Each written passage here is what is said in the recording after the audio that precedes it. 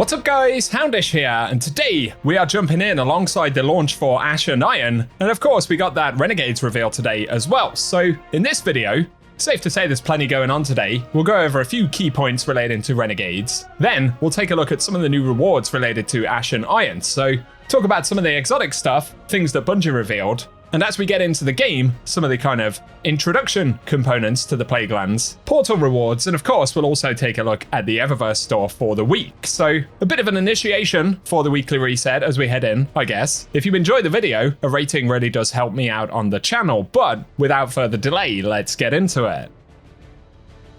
So first up today, we have to comment on the Renegades reveal, of course, and we finally got a Vidoc for the upcoming expansion. I actually think this looks pretty cool on the most part. As part of the campaign for Renegades, we'll return to Mars, which isn't really a surprise. Drifter is out there and kind of in a bit of trouble by the looks of it. We can see a whole bunch of new Cabal-looking enemies, which have been very Star Wars-ified. That's a simple explanation, I suppose, but this new Cabal have developed a huge weapon, and it's essentially our job to take it out before they can actually use it. That's the brief narrative overview. Otherwise, we get the Lawless Frontier, of course, which is actually a series of destinations that includes Mars, Europa, and a return to Venus. And on these maps, we'll experience multiple different co-op activities where we'll be able to select special abilities, basically to head in and successfully extract our loot. So this is literally an extraction shooter type game mode. And we'll start in different places on these maps each time we run them.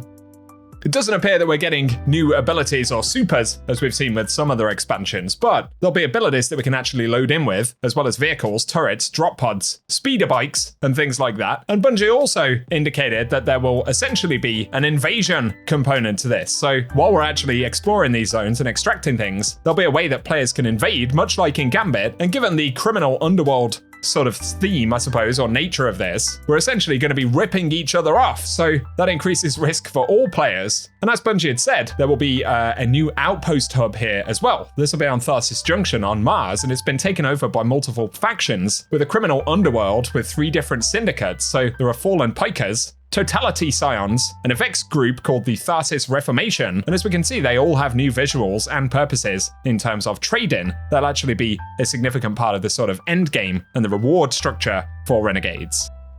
And we'll be able to increase notoriety by completing jobs for these syndicates, and those jobs will basically get harder over time as we successfully extract more and more stuff. So that's a general overview of the concept behind Renegades in terms of gameplay. Obviously, they have leaned very heavily into the Star Wars theme, not only in the weapons. Yes, we see lightsabers, blasters, and Star Wars-esque hardware everywhere, but of course enemy designs are different here as well. Plus the worlds have been developed in a way which pays a lot of homage to Star Wars, but obviously it still looks very Destiny at the same time, so it absolutely is a bit of a mashup here. And importantly as well, given the nature of these different bubbles that we'll be able to head into as part of this update, there will be an exploration component, but of course there is a risk-reward element to all of these as well. So I think it actually looks pretty cool, and in some ways it's more expansive and interesting than Edge of Fate, because it breaks away from the concept of what a Destiny content release typically is, right? There looks like a lot of new kind of ideas here, which Bungie haven't necessarily explored in this particular style or in this particular way previously. So in that respect, I actually think it looks pretty exciting. Over time, as always, we'll get more of an idea. They also said pre-orders are available for the standard edition, and there'll be some new pre-order bonuses actually available in-game if you've already pre-ordered as we head into Ash and Iron today. That includes the new exotic X-Wing style ship. So overall, I'm pretty excited by it, guys. You'll have to give me your initial impressions down below as well. I was concerned about the cheesiness potentially of a crossover with Star Wars, but for the moment it looks like the presentation is relatively good. As always though, we can only base initial impressions on what we see on screen and what Bungie are telling us, so we'll just see how it plays out over time, but this certainly looks more interesting than what I anticipated it would be personally. Maybe that's just hype. You'll have to give me your impressions down below. Following the Renegades reveal though, Bungie actually had a pretty candid conversation about player feedback regarding the game right now. To be fair to Bungie, this is actually one of the most upfront and direct conversations I think we've had from them in relation to what they actually plan to change. So very quick rundown right here. They say, for Renegades, the season power climb will factor into the actual DLC content a lot more than what we saw in Edge of Fate, both in terms of power and reward tiers. In the Renegades dungeon, base drops will start at tier 3, and it will drop more powerful things, much like what they're doing with the current raid at the minute. They also talk about more variety and better rewards in the portal, bringing up the base reward score across the board, making non-solo ops activities much better, but also, they say it's a big problem that players feel like they need to play alone, and they don't want to ruin the solo grind, but they are buffing other playlists to be more interesting and rewarding.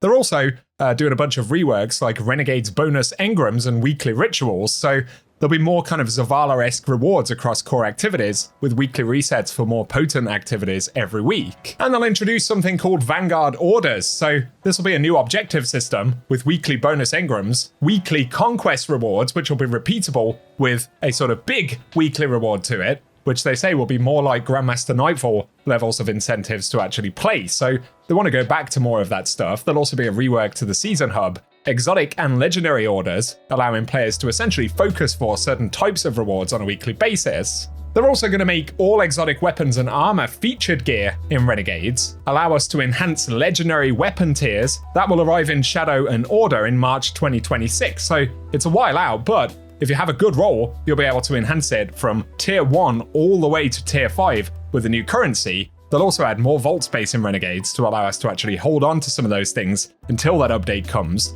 They also say they're going to pause non-critical nerfs and balance changes, so where we get kind of silly updates like -2% here and plus 0.6% there, they've basically said they want to waste less time on that kind of stuff and focus far more on the things that players are asking for. Otherwise, they say portal scoring is too complex, and they plan to significantly simplify the system and to remove penalties for using non-featured gear. So, you know, as a quick summary right there, it sounds like there are some pretty good changes coming down the road. But again, Bungie have said they'll preview more of that stuff and go into more detail in the coming weeks and months, including giving us a roadmap of when we actually will see these changes. So initially, I think that's a pretty good conversation from Bungie. And again, give us your thoughts below. Next up though, let's get on to the Ash and Iron stuff, of course. Firstly, Bungie confirmed there will be an exotic rocket pulse rifle. So this one shoots sticky bombs. We can stick them to enemies and environments, and then we can hold reload and they will explode. You can even stick them to teammates as well. We've seen some of the gameplay, it actually looks pretty strong. And of course, we'll be getting this first thing from the Season Pass. So a new exotic we'll be able to start using today, which is certainly exciting. Otherwise, the next exotic that we'll be getting will be an exotic axe. Now, we won't be able to get this immediately. Bungie have actually said the exotic mission will drop in October. Kind of sad about that, but I guess it's something to look forward to. Give me your thoughts. It's an iron axe called Wolfsbane. So we can see it right here. In terms of perks, the intrinsic is called Resurgence Scandal, and light attacks generate sword energy and have a chance to spawn seeking Quicksilver nanites that heal the wielder upon attaching, which is interesting. It also has Nano Assault, and Quicksilver nanites that attach to the wielder charge the blade, and when fully charged, we can overclock the attached nanites, enhancing the blade's offensive capabilities. Light attacks will deal increased damage to targets, and fully charged heavy attacks create a flaming Quicksilver Swarm Nado. Now, that sounds pretty interesting, looks cool from the gameplay, but yeah, we're finally getting an exotic axe for real in the game. It also looks like we might be able to upgrade this through numerous different phases, because the visuals on this version are actually different from the ones we saw in the trailer. So that will be the next exotic, again, not coming until October, and I'm sure Bungie will clarify more about how that will work soon. But something to look forward to. Otherwise, they tease a rocket frame Drang called Unfall, and there'll be a new Mida synergy weapon as well, a shotgun, the Mida macro tool, which is interesting. They confirm as well that the Plaguelands content will actually begin with a new event called New Territory, basically an event home system. Then Iron Banner will be back next week. Of course, these will be dropping some new rewards, and we'll see the return of Arms Week, which will focus on shotguns. Looks like the Trachiness, or Trackiness, however you say it, will be back, this time with a mod that makes it Fourth Horseman, essentially, all the time, which is pretty wild. Then, they show off the Festival of the Lost Armor for October. There'll also be a new activity for Festival, which will actually be 6-player activity called Haunted Altars. So we'll get these, potentially other new rewards in there as well. Then, at the end of Ash and Iron, there'll be another event called Call to Arms, and Devrim K will be in charge of this. Basically, a liaison to the foundries. We're going to be stress testing new gear from the foundries. Bungie have said there'll be loads of rewards, including a new armor ornament and a special helmet which has different appearances based on performance during the event. So there will be a performance component to this. And finally, Bungie are also introducing a new crossbow with Ashen Iron. That's the one we can see right here. They've said this will have a low drop chance during any event that takes place during the Ashen Iron era. So that includes the starter event for New Territory that we get today, but also Iron Banner, Festival of the Last Stand Arms Week, and then it will actually become a focusable weapon during the Call to Arms event at the end of the season. So definitely some interesting stuff coming up right there. Of course, I'll be breaking more of it down as we get into Ashen Iron throughout today, so keep it locked and loaded. Give us all of your thoughts on the Renegade stuff, but also all of the Ashen Iron stuff that we're getting as well. Definitely Bungie are kind of trying to roadmap it out to fill the time for the next few months. Like I said, it would be nice if we got the exotic mission today, but there's new legendary stuff, changes to portal systems and things, so I guess we'll see how all of that is feeling initially, and then there'll be at least a couple of things to go after in October with Festival and the new exotic mission, and before that, Iron Banner, some of the event content, chances of that crossbow, and yeah, I actually think it looks relatively interesting, keeping in mind that this is free content, but you'll just have to give me your thoughts in the comment section. I guess we'll finish the video in-game right here. We do have the new background for Ashen Iron, which is pretty cool. Looking at the solo ops options, we can see straight away Smoke Jumper Mark, so that's one of the new armor pieces that we're going to be able to start earning, or should I say armor set. There's a set bonus with that as well. Also, the Mida Minotaur is featured in Quick Play solo ops right there. As we move over to Fireteam, will it be here yet? Yeah, we've got Reclaim stuff added here, as well as some of the new rewards. So plenty of stuff to check out in the portal and the Initialize arena for Ashen Iron as well. I guess we'll end with a quick look right here in the Eververse store.